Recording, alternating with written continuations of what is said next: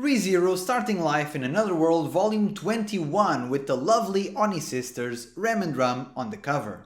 I'm probably in the minority here, but I prefer this cover to the one from Volume 2, as this one is more wholesome and more character driven, if that makes sense, as this one shows the tender side of Rum that we rarely see, as she's usually too busy roasting our main character. This cover also evokes a sense of adventure. We see these characters that are synonymous with maid outfits in adventurous clothing, and we're in a desert. We've been in forests, mountains, mansions, and even Venice, and we're finally in a new sandy environment, which is exciting. So while this cover is not super elaborate, it got me excited to read this new arc, which is the entire point, so good job. We are now in Arc 6, the Corridor of Memories, and boy oh boy is this volume wild. In the entirety of Arc 5 we had 3 resets, and just in this volume we had 3 resets as well. In Arc 5 the resets were front-loaded and most of it was just normal storytelling, whatever that means for ReZero. It proved that Subaru is now more competent, that unless faced with a strange power that he cannot comprehend, he can handle himself pretty well, even against a monster like Regulus who's pretty strong himself. Arc 6 goes back to showing how merciless and cruel the world of ReZero can be and how weak and vulnerable Subaru truly is. Speaking of which, Arc 5's gimmick was supposed to be the shortest time loop yet. It was even advertised so in the back of Volume 17, and the loops here are even shorter. My man Subaru wakes up from being sniped in the face and he's already compromised again. Satella, baby, what is this checkpoint management? You have to do better than this. I hope that one day they explain how the time frame for Subaru's resets work, because here, whoever is doing that management clearly hates Subaru. Volume 21 is structured in a peculiar way in that it's a mix of everything. It starts out with the usual funny shenanigans and Roswell being his unpleasant self as always, and then it transitions to an adventure mood. We have the group exploring this new place. They even have the cliché of the guy at the bar telling them, "Don't go there, it's dangerous." Well, that's exactly where I'm going. It felt like straight out of an RPG game or something. Then we transition into the pain, the typical ReZero pain, but this one comes in various flavors. First you have the quick, sudden pain, like a jolt of energy. I'm reading the pages calmly and then Subaru gets sniped out of nowhere. I'm just rereading, trying to make sense of what's going on. Then we slowly transition to the grinding pain, the one that breaks your spirit. That third reset in this volume was awful. It was probably one of the hardest bad endings to digest in ReZero. Even I, after reading 21 ReZero volumes, felt a bit heavy after that, a bit perturbed. I felt like watching some cute panda videos to pick up my mood. But to my surprise, the cute panda videos were not needed as the author himself provided a palate cleanser for the horrifying things I just read. This volume strangely ends on an interlude, a cute and wholesome side story with Garfield and Mimi, and it's great. It manages to develop their relationship, progress both of their characters, and make a cool parallel between young Wilhelm and Garfield. This volume is not only proof that the author is a good writer, it's also a testament to how varied and likable the ReZero cast is. Not a lot of shows could come up with this stuff, as they just wouldn't have the depth of roster to do so. Volume 21 is a roller coaster, so much so that it traumatized me halfway through and I ended up feeling happy and satisfied after reading it, so props to the author for that. Only when I was preparing to do this video did I remember, oh wait, Subaru didn't have so good of a time here, because the wholesome Garfield chapter made me completely forget that. So let's put the author's magical hypnosis aside for a moment and look into Subaru's bizarre adventure. The volume starts out with Subaru reminding us that after all he's been through, he's still a softie, as if it were me, I would have taken Meili on a permanent vacation, if you get what I'm cooking. Even if her blessing is useful and I'm sure that she will be very relevant later on, it's too much of a risk to bring her on such an already dangerous journey. This is a light novel and at some point the story has to move on to more interesting things, but I would have liked to have seen more pushback from Anastasia and Julius, as bringing in Meili in this journey clearly seems like a terrible idea. Even the way Subaru justifies it is weird. When I was a kid, I had parents and other adults around who took responsibility for me when I couldn't, so I guess I'm okay with doing the same for a kid who I know and can get along with. Subaru's morality is very flimsy and hypocritical and doesn't really make much sense, but I guess it fits with one of his main character traits.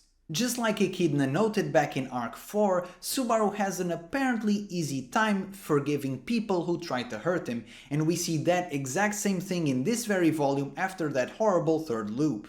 A defining part of Subaru's character is being able to gather around him people that can make up for his shortcomings, and a part of that is his naive optimism to always see the good in people.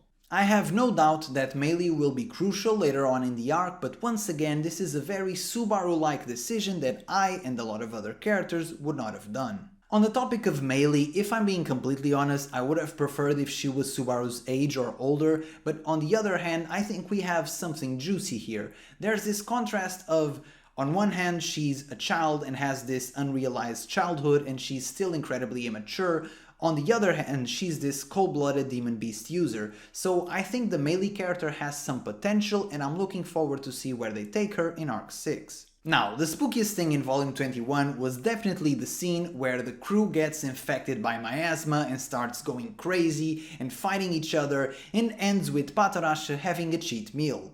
This bad ending was very gruesome and at first it left me confused, like why are they being so rude to each other, what's going on, and then oh no, they are not well. The situation quickly escalates between these characters and especially for Subaru, Patorashe and Ram, who have affection for each other and a deep bond between each other, it's deliciously tragic. Personally, this is top 2 darkest endings in ReZero, with the other one being the one where Petelguese used the Ram marionette.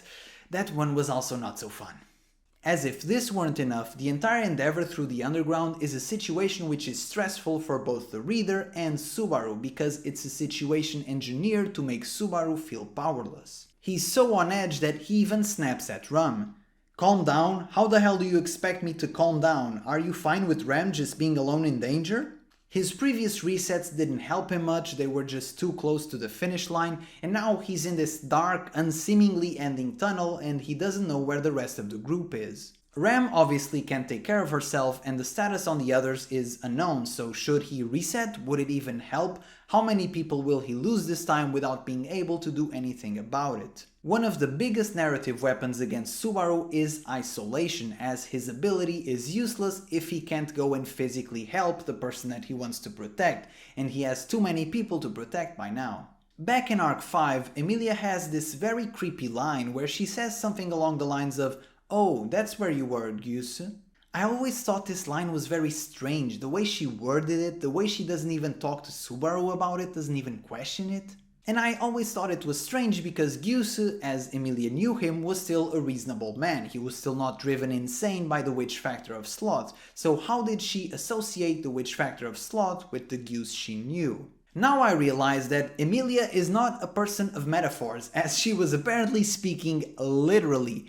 The consciousnesses or souls or whatever it may be of Gyuse and Regulus are now inside Subaru. This development is more fascinating than I even anticipated. I thought it was already super cool that the heroic Subaru has to rely on the vile powers of his enemies. I thought that a piece of himself was lost every time he used unseen hands, and now it appears that not only a piece of himself is lost, we have other guests in the house. Guests that may be uninvited. This was also hinted at the beginning of the book, and it seems that Roswaal and Beatrice are keeping information away from Subaru. Betty won't let him do any more than this. Betty belongs to Subaru, so Subaru will remain Subaru. This whole plot point is fascinating, and while Subaru is able to ignore his guests for now, I hope that at some point they start having some dialogue because those conversations will be spicy. The developing relationship between Subaru and Julius is also very interesting. The book opens up right on the first line of the first page with Julius saying that he is not a legitimate son of the Juculius family. There is a growing friendship between Subaru and Julius that seems to be growing past their old rivalry. Subaru is the only person in the world that remembers Julius, and that seems to create a sort of intimacy that changed their relationship dynamic. They are still very much opposites, at one point Julius giving Subaru a hard time for yawning, but Julius is less pompous now and Subaru is much more mature. They now have a respect and care for each other that they didn't have before, with Subaru even getting mad at Julius like he would with a friend in this volume. "Can you spare me that crap? I won't be mad if you share your thoughts." To which Julius replies, "Oh, okay, apologies." Subaru getting angry in a good way with Julius and Julius's almost meek response make for a very different relationship dynamic that was almost unthinkable back in Volume 4. I will be honest though, the whole thing with Julius's spirits confused me a little bit. They don't remember him, but they're still there because the bond is still active for some reason. It doesn't really make sense to me. It's not entirely clear to me how any of this works, but once again that's more of a criticism on the authority of gluttony as a whole. The authority is too overpowered and distorts reality to a point where sometimes doesn't really make sense. How could I keep a certain memory while forgetting the person that is crucial to that memory? It doesn't really compute, but anyway, I guess it's more of a nitpick. Finally, on a personal side note, I love having Rum back as one of the featured characters. I love Rum so much, her roasts to Subaru are so funny, she's just lovely to have around. And I love seeing how well they all get along with each other, Beatrice, Emilia, Rum. It really goes to show Subaru's influence, as these characters would most likely stay very distant from each other were it not for Subaru. Overall, I loved Volume 21, it's such a banger opening for Arc 6, really leaves me hopeful for this arc, and we haven't even done anything in the actual tower yet. In fact, that's my only criticism of this volume, which is more of a nitpick really, which is the volume is too good on its own and doesn't really set up the next one. I don't even know how to properly explain this, but because the author ended the volume on an interlude, which I liked by the way, and I'm fine with it so I enjoyed it, but it doesn't really set up the next volume as in what I'm supposed to be anticipating. The whole point of this journey was to meet the sage to ask him, or her, how to save Rem and the other victims of gluttony and lust, so we have met the sage, now what? Okay, the sage refers to Subaru as master, which is peculiar, and I anticipate there will be some challenges to face in the tower, but what exactly? I don't really know what we will be doing in Volume 22. I don't think ending the volume without a hook for the next one is necessarily bad, I just think that the author had the necessary ingredients to leave us very hyped for the next one. As for my MVP of Volume 21, it's Patorache. Why? It's for the memes, that's all I'm gonna say. Finally, I have caught up to the Yen Press releases and the next volume comes out at the end of next month. So until then, there are no more ReZero videos. If only there were more ReZero books for me to review, but unfortunately no such thing exists, and